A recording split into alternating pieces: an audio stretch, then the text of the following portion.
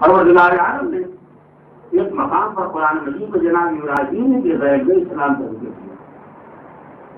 وَوَصَّىٰ بِهَا إِبْرَاهِيمُ بَنِيهِ وَيَعْقُوبُ.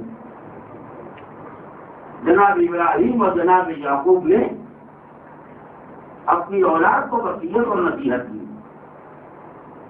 جناب ابراہیم کی نصیحت یہی ہے اور جناب یعقوب کی نصیحت بھی یہی ہے. کیا؟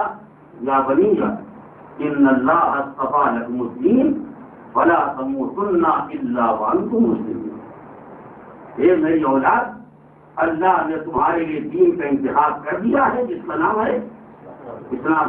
زیادہ خبردار اس وقت تک موت نہ آئے جب تک تم مسلمان ہو. جو دنیا سے جانا تو مسلمان جانا، خبردار دنیا سے کافر نہ جانا. یہ ابراہیم کی وصیت ہے اور یعقوب کی وصیت ہے. کیا کہنا ہے، واہ واہ. بات